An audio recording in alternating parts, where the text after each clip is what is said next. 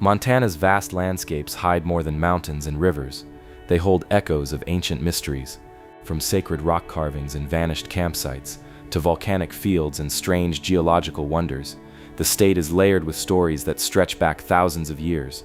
These places invite us to look closer, asking who came before us and what secrets remain carved into the land. First Peoples Buffalo Jump State Park.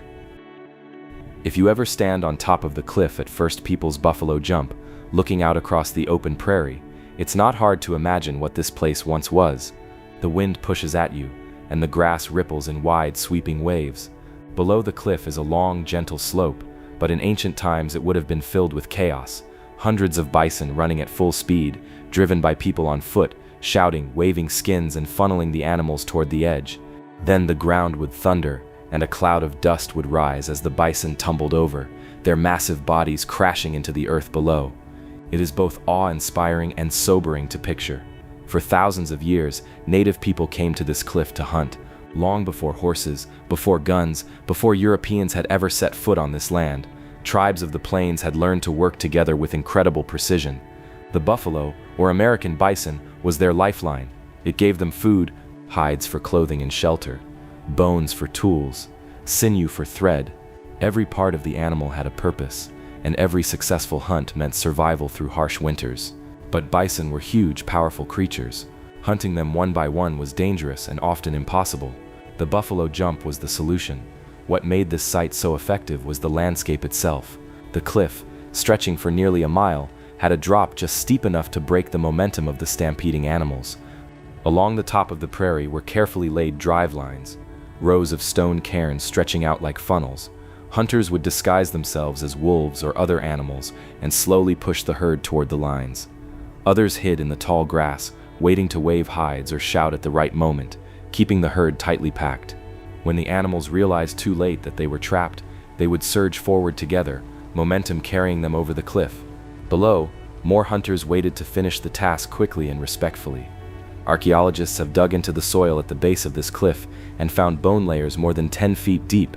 Each layer represents countless hunts stacked on top of one another, year after year, generation after generation. Some layers are more than 1,000 years old. Imagine the sheer number of animals that must have gone over this edge for the bones to pile up that high. It shows us not only how skilled the hunters were, but also how important this site was to many tribes. Groups like the Blackfeet, Shoshone, Crow, and others all likely used it at different times. But it wasn't just about survival. A buffalo jump was a community event. Entire villages would gather for these hunts. Elders, children, families, all taking part in the work that followed. Once the animals were down, the real labor began.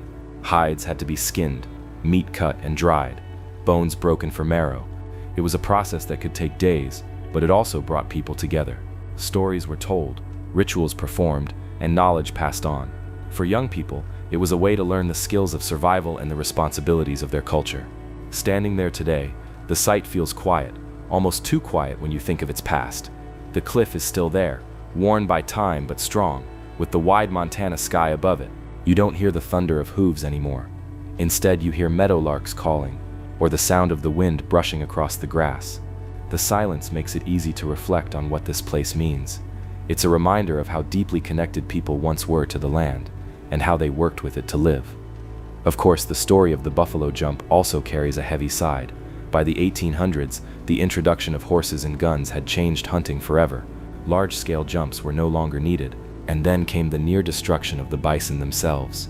Commercial hunting by settlers, encouraged by government policies, wiped out tens of millions of bison in just a few decades. By the end of the 19th century, only a few hundred remained alive in the entire country. The ancient practice of buffalo jumps was already fading, but with the loss of the herds, it ended completely.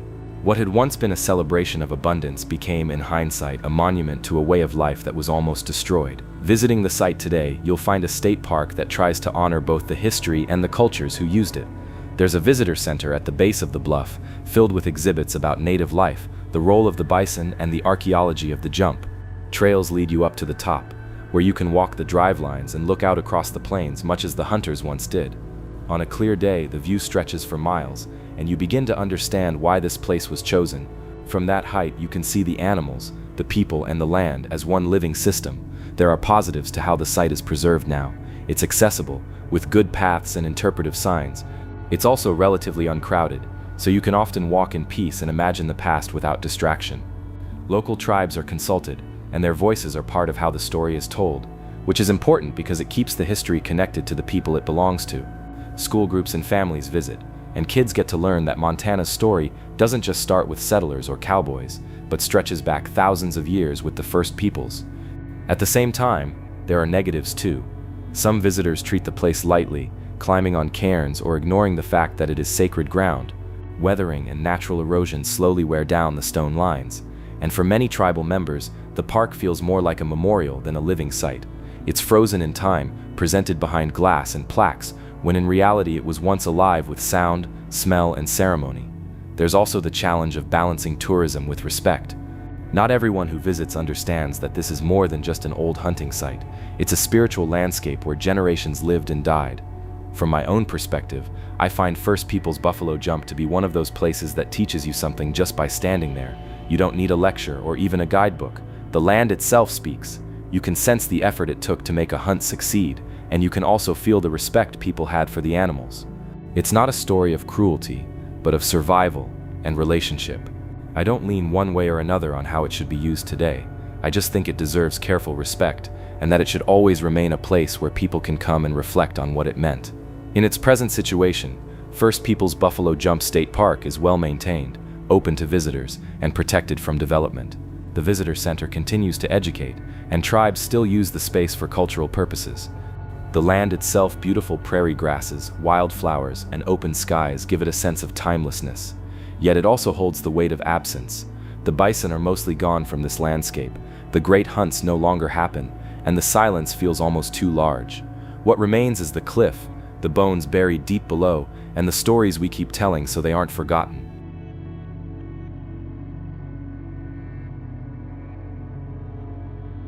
Tipi Rings. Across Montana's wide-open landscapes, you'll often come across circles of stones pressed into the earth. They don't look like much at first glance, just weathered rocks lying in the grass, but those circles are the silent remains of Tipi Rings.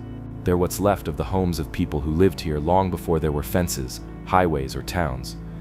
Each ring once anchored a lodge, with stones holding down the bottom edges of the buffalo hide coverings that made the teepee walls. Over time, the hides and poles rotted away, but the rocks stayed, marking the places where families once gathered, cooked, slept, and told stories. You'll find them scattered all over the state, from the high plains in the east to the mountain valleys in the west. Some sites have just a few rings, while others have dozens, even hundreds, laid out across the land like a ghostly village. Archaeologists say many of these rings could be hundreds or even thousands of years old, and while they can map them and measure them, the deeper meaning of each site isn't always clear. Were they used for a season, or for years at a time? Did one tribe return to the same place over generations, or did different groups pass through, leaving their circles layered in time? Those questions don't have easy answers. What's striking about teepee rings is their variety. Some are small, maybe 10 feet across, suggesting the home of a single person or a small family. Others stretch out to 30 feet, big enough for an extended household. Some circles overlap, showing that later camps reused the same ground. A few have extra stones inside the ring, which could mark interior supports or maybe the remains of a hearth. Sometimes you find alignments of rings close together, almost like little neighborhoods. And every once in a while there are rings arranged in patterns that don't make much sense to modern eyes, which adds to the mystery. Then there are the rock shelters. Montana's cliffs and river valleys hold shallow caves and overhangs where people took refuge. In some of these shelters, faint traces of smoke still darken the ceilings. In others, stone tools and animal bones have been found buried under layers of soil. These shelters tell us people were moving across the land, stopping to rest, hunt, and cook. Unlike the open prairie rings, shelters often preserve more detail. Sometimes you find pictographs or petroglyphs on the walls, red ochre drawings of animals, figures, or symbols whose exact meanings have been lost but clearly held power. These were not just campsites, but places where daily life and spiritual life blended together. Campsites, too, are scattered everywhere. Along rivers, near springs, in mountain passes, you can almost trace the old travel routes of people by where the camps remain. Often these sites contain flakes of stone from tool making, broken points, or fire pits. To walk into one of these places today is to step into a kind of invisible footprint. You might see nothing more than a patch of disturbed soil or a scatter of rocks, but if you stop and think, you realize you're standing exactly where someone once sat, sharpening a knife, teaching a child, or watching the fire. What makes all of this mysterious isn't that we don't know what the stones were for, it's that we can't know the personal stories behind them. Each ring belonged to someone. Each camp had its own laughter, its own troubles, its own quiet nights under the stars. And yet those lives have faded, leaving behind only the stones which don't tell us who they were, what they dreamed of, or what conversations filled the air. For archaeologists, that mystery drives curiosity. For visitors, it often sparks imagination. Today, many of these sites are unmarked. You can stumble across them while hiking, especially in less developed areas. In some places, like state parks or historic preserves, they're protected and explained with signs. At others, they sit exposed, vulnerable to erosion, grazing cattle, or careless visitors who move the stones without realizing what they are. That's one of the biggest challenges. Most Tipi rings don't look dramatic, so people don't always see their importance. To someone who doesn't know, it might just look like a random pile of rocks. The positive side is that Montana has so many of these sites that they create a living map of how people once moved and lived. They remind us that the land has always been busy with human presence. Even in places that seem remote now, they're also valuable teaching tools. School groups and visitors can see them firsthand, which helps connect modern people to a much older timeline. For native tribes today, they're more than artifacts. They're the physical memories of their ancestors, proof that their people lived, thrived, and preyed on this land for countless generations. But the negatives are real. Many sites are being lost to farming, development, or even well-meaning recreation. Off-road vehicles can destroy fragile ground. Erosion from floods or heavy grazing can scatter the stones. And sometimes, people simply take the rocks as souvenirs, breaking apart a circle that stood for centuries in just a few careless minutes. It's not always done out of malice, but the effect is the same. The story is erased. From my own perspective, I find Tipi rings and shelters haunting in a quiet way. They don't shout their history the way a huge monument or cliff painting does. Instead, they whisper. They make you slow down, look closer, and imagine. I don't think of them as ruins, but as signposts left behind. They don't tell the whole story, but they tell enough to remind us we're walking in the footsteps of people who lived deeply connected to this land. Whether or not they should be widely publicized is a tough question. On one hand, sharing them helps people learn and respect. On the other, too much attention risks damaging them. My neutral feeling is that they should be protected first and shared carefully second. As for the present situation, these sites exist in many states of preservation. Some are cared for by parks and museums, with signs, fences, and paths to guide visitors. Others remain scattered on ranch land, known only to a few. In remote areas, many survive untouched simply because few people ever go there.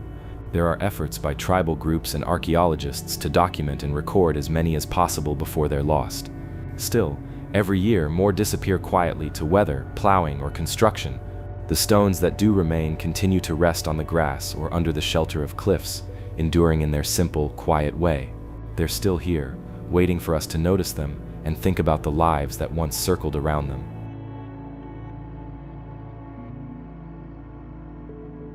Pictograph Cave State Park. If you drive just a short distance outside Billings, you'll find a place where the walls themselves seem to carry memories. Pictograph Cave State Park is not a huge site. You won't find towering ruins or giant stone monuments, but what you do find are caves with drawings made by human hands thousands of years ago. Stepping into those caves, the air is cooler, the light softer, and your eyes are pulled toward the faint red and black images that cling to the stone. They aren't just pictures, they're messages across time, fragments of thought from people who stood there long before us. The caves are shallow openings in the sandstone cliffs. There are 3 in total: Pictograph, Middle, and Ghost caves, and each of them has a history layered in soot, ash, and pigment. Archaeologists have found artifacts here that stretch back more than 2,000 years. Stone tools, arrowheads, fragments of pottery, even the bones of animals that were hunted and cooked. This tells us the caves weren't just used once and forgotten. They were shelters, campsites, and places of gathering for generation after generation. But the drawings are what make the place truly mysterious. Some of them are faded almost beyond recognition, weathered by centuries of wind and rain. Others are clearer, the outline of a human figure, Shapes that look like bison or birds, geometric forms that could be maps, calendars, or symbols of power. In total, archaeologists have recorded more than 100 individual pictographs. Some are layered on top of others, meaning later visitors added to or altered the messages left before them. When you look at them, your mind naturally tries to make sense of what you're seeing. Is that a hunter with a bow? A shaman with outstretched arms? Is that a turtle or a shield? The truth is, we don't know for sure. The people who made these drawings left no written explanations. The meanings would have been passed orally, through stories told within the tribe. Without those voices, the images remain open to interpretation. Some researchers suggest they recorded successful hunts. Others think they were ceremonial, part of rituals to call on spirits or to prepare for journeys. Some may have simply been a way of marking that a group had been there, like a carved name on a tree. That mystery is what makes the caves so powerful. They force you to accept that the past isn't always something we can fully decode. We can measure the pigments and carbon date the artifacts, but we can't step into the exact mindset of the people who crouched here with red ochre in hand, pressing their stories into stone. One of the most striking things about Pictograph Cave is how ordinary it must have felt to the people who used it. To them, this wasn't a museum or a park. It was part of their world. Maybe it was a place to rest after following the bison herds. Maybe it was a shelter during a storm. Children would have played here, fires would have burned, and people would have laughed, argued, or sung beneath these very walls. In that sense, the cave drawings are less about mystery and more about continuity. They show us that people were living, thinking, and expressing themselves here, just as we do today. Walking through the park now, you follow a trail that loops up to the caves. The path winds through grass and scrub, with interpretive signs to guide you. As you climb, you notice how the caves face out across a broad valley, with a view that must have been useful for spotting herds or watching for approaching groups. When you reach the caves, there are railings to protect the fragile drawings, but you can still stand close enough to see the figures. You lean in, tracing the lines with your eyes, knowing that every stroke was laid down by someone who lived in a world utterly different from ours. There are positives to how the site is managed today. It's easily accessible, only a short drive from the city, which makes it a great place for school groups and families. The park provides educational material, making sure visitors understand that these are not just old graffiti, but sacred and historical art. The caves are protected now, with fences and monitoring to prevent further damage. And because the drawings are still visible, people can connect directly with the past in a way that doesn't require imagination alone. You can actually see what someone drew thousands of years ago. But there are negatives too. Many of the pictographs have faded badly. Some were damaged by early visitors who touched them, traced over them, or even tried to carve their names nearby. Time itself is also an enemy. Wind, rain, and temperature changes slowly wear away the sandstone. Even with protection, the images are fragile, and one day they may disappear entirely.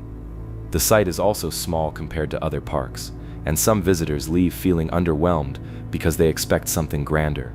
Without taking time to look closely, it can be easy to miss the significance. From my own perspective, I think Pictograph Cave State Park is one of those places where you get out of it what you bring to it. If you arrive expecting a big spectacle, you might be disappointed. But if you walk in with patience and respect, letting yourself imagine the lives behind the drawings, it can be deeply moving. I don't see the pictographs as puzzles we need to solve, but as voices we should listen to. They don't tell us everything, and that's okay. Their value lies in reminding us that people were here long before us, leaving behind not just tools and bones but thoughts and symbols. As for the present situation, the park is well maintained and continues to draw steady visitors. Rangers and archaeologists work to preserve the caves and keep the drawings visible for as long as possible.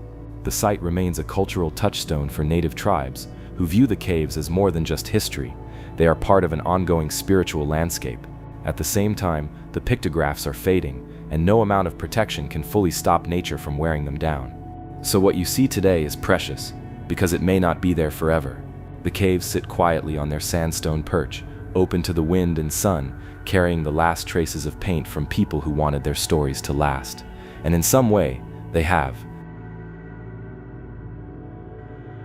Adel Mountain's volcanic field. If you drive through central Montana, not far from the Missouri River near the town of Craig, you'll see an unusual stretch of broken peaks and rugged ridges known as the Adel Mountain's volcanic field. At first glance, it looks like another patch of Montana's wild backcountry, but once you start digging into its history, you realize this landscape tells a much stranger story. Hidden inside these jagged rocks are the remains of a massive volcanic eruption that took place around 75 million years ago, an event so powerful it permanently altered the terrain. And yet the full scope of what happened here remains mysterious, partly because the geology is so complex, and partly because of how little most people know about it. The first thing that makes the Adel Mountains volcanic field unusual is its size. The field stretches across more than 300 square miles, a patchwork of volcanic tuff, hardened lava, and eroded vents. But unlike modern volcanic areas such as Yellowstone, which is famous for geysers and a clear caldera, the Adel Mountains don't have a neat central volcano. Instead, what you see is a chaotic landscape of cones, domes, and ridges. This is because the eruption wasn't a single blast but a long and violent series of events that unfolded while the Rocky Mountains themselves were still forming. Geologists who've studied the area believe the Adel eruptions happened during the late Cretaceous period, right in the age of dinosaurs. Imagine that for a moment. Herds of hadrosaurs and triceratops grazing nearby while ash clouds blackened the skies and lava flows reshaped the Missouri River basin. The volcanic field would have been an apocalyptic sight, with pyroclastic flows rushing down valleys and miles of forest turned to ash. Some researchers even think the eruptions may have influenced dinosaur populations in the region, forcing them to migrate or adapt to the drastically altered environment. But what's tricky about the Adel Mountains is how little direct evidence survives in a clean form. The eruptions weren't like Mount St. Helens, which blew its top in 1980 and left a clear scar. Instead, this was a volcanic complex buried and eroded over millions of years. What remains are thick layers of welded tuff, volcanic ash fused into rock, plus dikes and plugs where magma once forced its way up through cracks. When you hike through the area, you see cliffs of reddish, yellow, and black stone that look almost melted. It's as if the land itself was frozen in the middle of a firestorm. Local legend has also grown up around the Adel Mountains. Ranchers who settled in the Missouri River country in the 1800s noticed how different the landscape looked from the surrounding plains. The rocks seemed scorched, twisted, and unnatural compared to the smoother limestone bluffs nearby. Some native traditions, though harder to trace directly, speak of mountains created by fire spirits or cataclysmic battles in the underworld, which seems like a natural way to explain such a scarred and fiery terrain. For indigenous people living in the area, these jagged ridges may have been seen as sacred, reminders of the Earth's power to destroy and to create. From a scientific perspective, the mysteries continue. The biggest question is why this volcanic field exists where it does. Montana isn't known today for active volcanoes, and the Adel Mountains aren't part of the same hotspot system that fuels Yellowstone. Instead, they appear tied to an ancient subduction zone where one tectonic plate slid under another during the time when the Rockies were being pushed upward. But the chemistry of the rocks suggests something more complicated. Some of the lavas have unusual mineral signatures, hinting at processes geologists don't fully understand. Were they the product of a shallow magma chamber, or did they come from deeper in the earth? The debate continues, and the Adel Mountains are often cited as an example of how much we still don't know about North America's ancient volcanic history. There are also practical mysteries. The volcanic tuff here is rich in rare minerals, and there's evidence that both native people and early settlers used the stone for tools and building. Some archaeologists think volcanic glass from the Adel area may have been traded across the northern plains. If that's true, then these eruptions, catastrophic as they were, also created resources that shaped human culture thousands of years later. Visiting the Adel Mountains today is an experience that mixes awe and unease. The landscape is rugged, with steep cliffs, hidden canyons, and an almost barren look in some spots where vegetation struggles to grow on the rocky slopes. In the early morning, when shadows stretch across the ridges, the place feels otherworldly, like you've stepped into a land scarred by ancient gods. At the same time, wildlife thrives here. You might spot bighorn sheep clinging to the rocks or golden eagles soaring overhead. The Missouri River runs nearby, winding through the canyonlands, a reminder that even in the wake of ancient fire, life always returns, and yet, despite its significance, the Adel Mountains volcanic field doesn't draw the same attention as Yellowstone or Glacier. Few tourists know it even exists, and most who pass through are more interested in fishing the river or hunting in the hills. That makes it a hidden mystery in plain sight, a massive prehistoric event that shaped Montana but is rarely discussed outside of geology circles. Some researchers even worry that without more awareness, the site's importance could be overlooked or disrupted by development. Standing on one of the ridgelines, it's easy to imagine the moment of eruption. Ash billowing thousands of feet into the air, rivers of lava cutting new paths, dinosaurs fleeing in panic as the skies darkened. The silence of the landscape today makes that contrast even more haunting. What you see are scars, but what you feel is absence. The absence of fire, of life, of sound, just wind moving over stone, carrying the weight of a forgotten catastrophe. The mystery of the Adel Mountains is less about whether the eruptions happened, they clearly did, and more about what exactly they meant. Did they influence the extinction patterns of local dinosaurs? Did they shape the course of the Missouri River as we know it? Did they leave behind resources that helped human cultures thrive? Each of these questions connects the past to the present in ways that still aren't fully understood. Today, geologists continue to chip away at the puzzle, analyzing rock samples and piecing together timelines. But for the average visitor, the magic of the Adel Mountains lies in the experience itself. This isn't a polished national park with interpretive signs and crowds. It's raw, rugged land where you can still sense the violence that created it. And that's the heart of the mystery, how something so ancient and destructive can remain so quiet, so hidden, and yet so powerful to those who take the time to notice. In the end, the Adel Mountains volcanic field is both a scientific riddle and a spiritual reminder. It shows us that Montana's mysteries aren't just about lost mines or strange creatures. They're also about the Earth itself and the ways its buried history continues to shape the world we live in. Pompeys Pillar National Monument. Driving along the Yellowstone River in south-central Montana, about 25 miles east of Billings, a strange sight suddenly rises from the flat river valley. Out of the cottonwood-lined banks and the broad, rolling plains stands a solitary sandstone butte, 120 feet high and 200 feet long, looking almost like a fortress left behind by an ancient civilization. This is Pompey's Pillar, a landmark that has been a point of wonder for thousands of years. At first glance, it's easy to see why people have been drawn to it. The pillar doesn't blend into the land, it commands it. From the top you can see for miles in every direction, the winding Yellowstone River, the green fields stretching out toward the Pryor Mountains, and the wide skies that define Montana. But the real mystery of Pompey's Pillar isn't just its unusual appearance, it's what has been carved into its face over centuries, a layered record of human presence, from ancient petroglyphs to the signature of William Clark himself. The rock itself is older than any of us can truly imagine.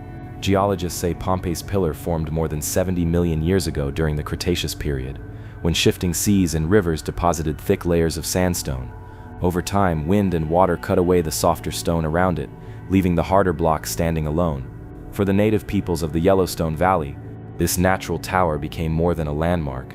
It was a sacred place, a kind of message board where generations carved symbols, animals, and figures into the stone. More than 5,000 individual petroglyphs have been recorded here, representing Crow, Cheyenne, Sioux, and other tribes. Some markings are obvious: buffalo, human figures, spiritual shapes, while others remain mysterious, their meaning lost to time. Standing at the base of the pillar and running your fingers across the weathered carvings, you feel a sense of presence, as if voices from centuries ago are whispering through the stone. The markings weren't just decoration, they were part of a spiritual and cultural language. Some may have marked hunting successes, others recorded visions, and still others may have been personal names or clan symbols. In this way, Pompey's Pillar became a living archive long before Europeans ever set eyes on it. Then, in July of 1806, history added another layer. William Clark, co-leader of the Lewis and Clark expedition, stopped here with his group as they made their way back east along the Yellowstone. He climbed to the top of the rock, marveled at the view, and then carved his name and the date, July 25, 1806, into the sandstone. His signature, still clearly visible today, is the only surviving physical inscription left by the expedition. In that sense, Pompey's Pillar is not just a Native American record, but also a direct connection to one of the most famous journeys in American history. Clark also gave the rock its name, calling it Pompey's Tower, after the nickname he had for Sacagawea's young son, Jean-Baptiste Charbonneau, whom he affectionately called Little Pomp. The name later evolved into Pompey's Pillar, but the memory of that moment has stuck ever since. For many visitors, standing before Clark's carved signature is one of the few times you can look at something and know with certainty that one of America's most iconic explorers physically touched that exact spot. But beyond the history books, the pillar carries deeper mysteries. Why did native peoples choose this particular rock out of all the formations along the river to record so much of their history? Was it simply because it stood out as a natural marker? Or was there something about its shape, its presence, that made it a sacred site? Some archaeologists suggest that elevated rocks like this were believed to be closer to the spirit world, serving as bridges between earth and sky. The sheer number of carvings suggests it was more than just a convenient billboard. It was a place of meaning, layered with spiritual weight. The pillar also tells stories through absence. Many of the carvings have faded, worn down by centuries of weather and, more recently, by the careless actions of visitors. Over the years, people added their own names alongside the petroglyphs, treating the rock more like a guest book than a sacred site. Preservation efforts today try to protect what's left, but when you stand there, you can't help but think about how much has been lost. The mystery deepens because for every petroglyph we can still see, there may have been dozens more now erased by time. From the top of the pillar, the view itself seems to carry its own story. The Yellowstone River, one of the last free-flowing rivers in the lower 48, winds lazily through cottonwood forests.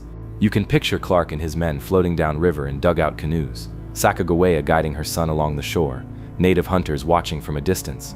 The landscape feels timeless, and for a moment you can almost believe you've stepped back into the 19th century, yet beneath that timelessness is change. Farming, ranching, highways, and railroads now carve the valley floor. The pillar stands like a witness, watching as centuries unfold around it. Some visitors describe an odd sense of quiet at the site, even when tourists are walking the boardwalks. The sandstone seems to absorb sound. Standing at the base, looking up at Clark's signature, you feel the weight of all the hands that have touched the stone before you. It's humbling and eerie at the same time, knowing you're in the presence of layers upon layers of human stories, some known and others forever hidden. And that's where the mystery lies. Pompey's pillar isn't a mystery in the sense of an unsolved puzzle. It's not like we don't know who carved Clark's name or how the rock formed. The mystery is deeper. It's about how one place can carry so many meanings for so many different people, and yet still leave us with unanswered questions. What did the petroglyphs mean to the people who carved them? What did Clark feel when he stood at the top and looked across the endless plains? Why do we, centuries later, still feel drawn to carve our own stories into stone, even when we know it can destroy what came before? Today, Pompey's Pillar National Monument is protected by the Bureau of Land Management. Visitors climb a wooden staircase to the top, gaze across the river, and file past Clark's preserved signature. Rangers explain the site's history, and exhibits show the deep cultural significance of the place. It's quieter than Yellowstone or Glacier, and you won't find huge crowds here. Instead, it's a place of reflection. Some families come to learn about Lewis and Clark. Others come to honor native heritage. Others just come to climb the rock and see the view. Modern Billings is close enough that you can stop by on a day trip, but the feeling you take away lingers far longer. Whether you think of it as a sacred site, a historic monument, or simply a strange geological formation, Pompey's Pillar challenges you to see the layers of history in the land itself. Personally, I think that's the real power of the place. It reminds us that history isn't just written in books or preserved in museums. Sometimes it's etched into stone, standing quietly by a river, waiting for anyone who cares to stop and look. Pompey's Pillar is one of those rare places where you can see humanity's fingerprints stretching back thousands of years, stacked one over another, and still feel the mystery of all the stories that were never carved at all.